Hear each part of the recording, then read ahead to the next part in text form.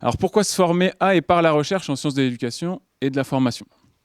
Alors, le premier point qu'on a mis là, c'est observer selon un angle et des outils différents l'ordinaire pour produire des connaissances. Donc la première idée, c'est vraiment de rentrer sur des terrains que vous connaissez sans doute pour la plupart ou que vous allez commencer à appréhender et d'avoir une paire de lunettes particulières, donc ça va être un ensemble de concepts que vous allez mobiliser, et un ensemble d'outils, donc une boîte à outils plutôt méthodologique là pour le coup, que vous allez utiliser pour aller voir ce qui pourrait paraître ordinaire et pouvoir construire de la connaissance sur ces éléments qui sont traditionnellement dits ordinaires. Donc on va essayer d'aller repérer ce qui est particulier dans des situations qui se passent quotidiennement chez les gens.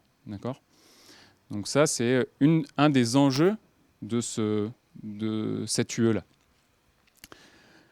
Un des seconds enjeux, et là il est plus pas intime, mais il fait partie du parcours là, de formation, c'est d'aller questionner ses propres croyances, les propres représentations que l'on a à propos des formés, des formateurs, de la situation de formation dans sa globalité. Vous allez être demain des ingénieurs, des formateurs, formatrices, des responsables de formation.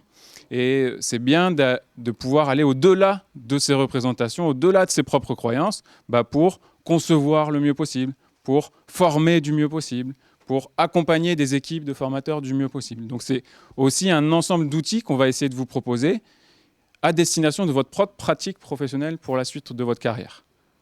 Donc c'est aussi ça un des enjeux de ce travail-là. Donc c'est ce qu'on va appeler, ce que les collègues ce matin, les deux en début de séance, ont parlé de réflexivité. Il y a un peu cette idée-là derrière, c'est de pouvoir prendre de la hauteur sur ce que l'on croyait savoir ou changer de paire de lunettes sur ce qu'on croyait savoir.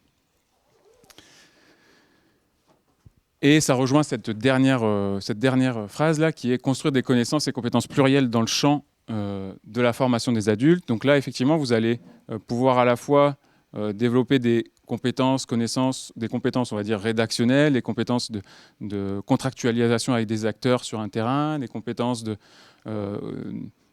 gestion de projet, tout simplement, parce qu'un projet de mémoire, ça va être sur un an, donc vous allez développer ce type de gestion de compétences. Donc il y a tout un ensemble de compétences qui va être adossé à cette UE qui devrait normalement vous porter là pour l'année ou pour les 2 ans qui arrivent. Tu veux compléter ?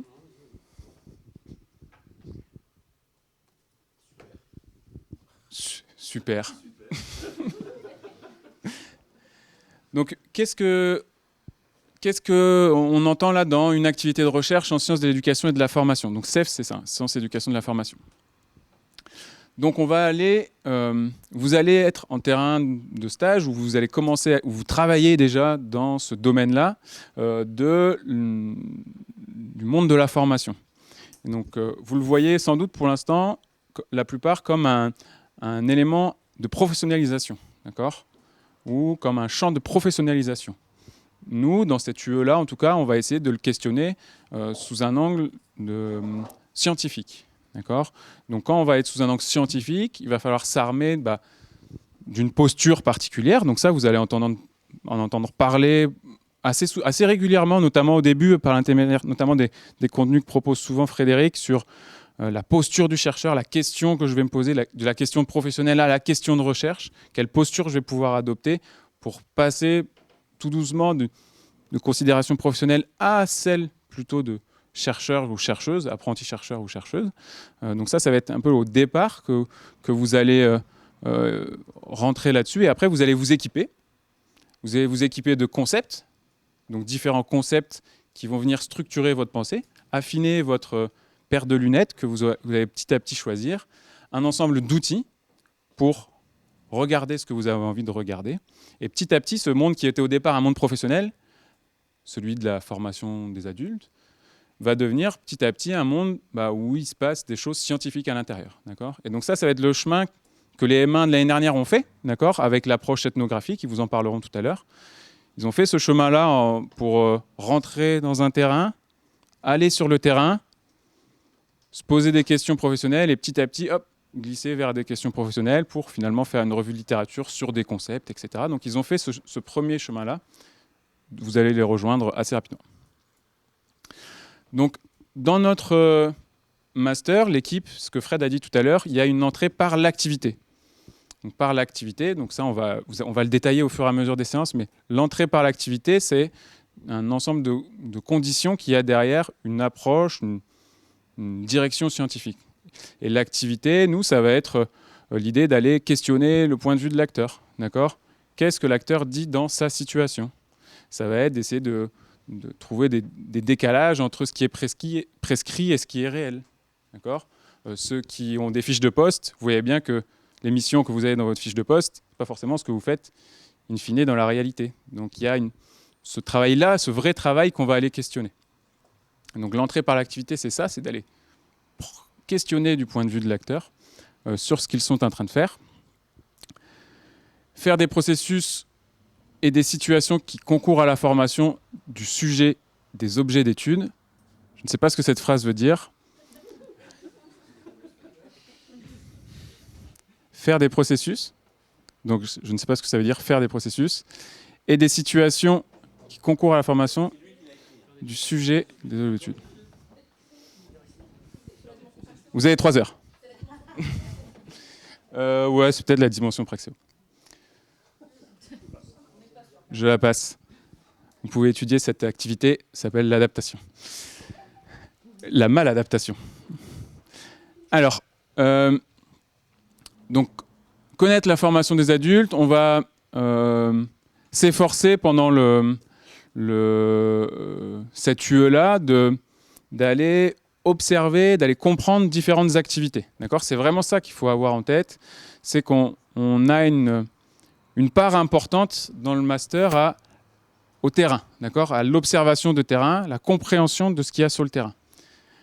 Peut-être que l'idée qu'on peut se faire de la recherche, à l'inverse, on va dire, de cette idée-là d'aller sur le terrain, d'aller comprendre le point de vue de l'acteur, ce sont les études en laboratoire. D'accord ? Quand vous avez des études en laboratoire, où on vous demande d'appuyer sur une touche et c'est contrôlé, et on dit il y a tant de gens et on fait des généralités sur une tâche en laboratoire, c'est d'autres types de recherche.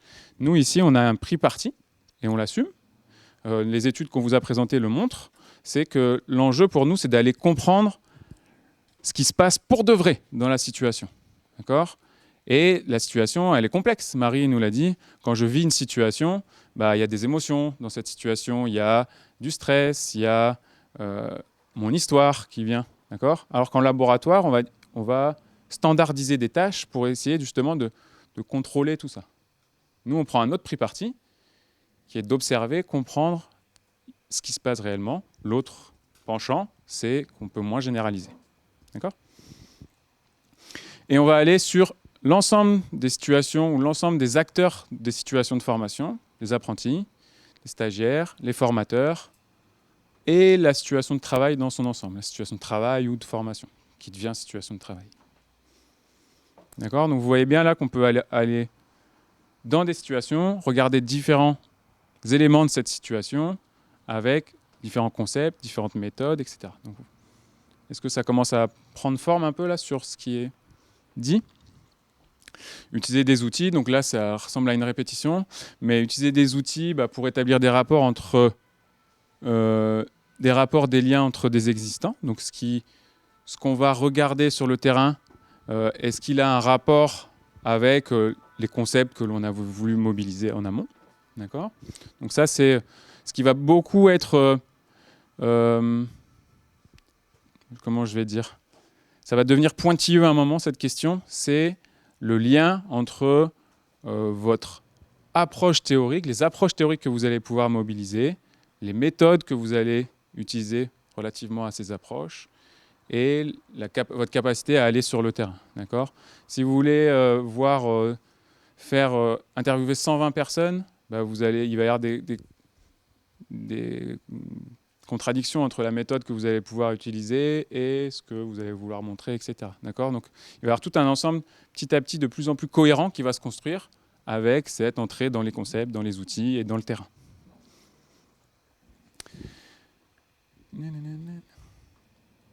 Et donc, le dernier élément qui est marqué en bas, là, c'est cette idée de visée praxéologique, c'est-à-dire que quand vous entrez dans la recherche, la plupart du temps, vous allez rentrer par la porte d'une question professionnelle. D'accord ? Une question vive, un peu, ce que disait tout à l'heure Isabelle, c'est l'entrée par un paradoxe. Comment ça se fait que, alors qu'en fait, donc ça, c'est souvent cette question vive qui nous anime, qui nous fait rentrer dans la recherche, qu'on va ensuite transformer. Cette question vive, c'est une question professionnelle. Bon, bah, on peut y répondre par des règles professionnelles qu'on va essayer de définir, par exemple, collectivement, on va essayer de trouver des réponses, mais une autre façon de pouvoir répondre à cette question professionnelle, c'est transformer par une question de recherche, mais à la fin, bah, la question professionnelle est toujours là. Et donc, un des enjeux en sciences de l'éducation et de la formation, et encore plus dans ce master, c'est de finaliser ce travail de recherche par un retour à la question professionnelle et la production de pistes praxéologiques. D'accord ? Donc, c'est vraiment ça l'idée qui doit vous porter à la fin, c'est de dire mon mémoire, le travail de recherche que je vais faire, il va se finaliser par des pistes de réponse à cette question professionnelle initiale. D'accord ? Et ça, souvent, quand on a la tête dans le guidon, on l'oublie un peu. Et donc, ce qu'on fait perd un peu du sens. Et ça qui est souvent long dans le temps, sur 1 an ou sur 2 ans, c'est de garder un sens fort dans le travail de mémoire qu'on est en train de produire. Donc, les très bons conseils qui vous ont été donnés tout à l'heure par Isabelle et Audrey, de choisir un sujet qui vous plaît, un sujet qui est intéressant pour vous, que vous connaissez un peu déjà et tout ça, c'est vraiment hyper important. Et garder ce sens-là au fur et à mesure du temps, ça c'est aussi un autre conseil qu'on peut essayer de vous transmettre aujourd'hui, c'est de garder du sens à la production que vous êtes en train de faire. À la fin, ça va servir à quelque chose. D'accord ? Au milieu, on se dit à quoi ça sert, mais à la fin, ça sert à quelque chose. En tout cas, ça peut servir à quelque chose.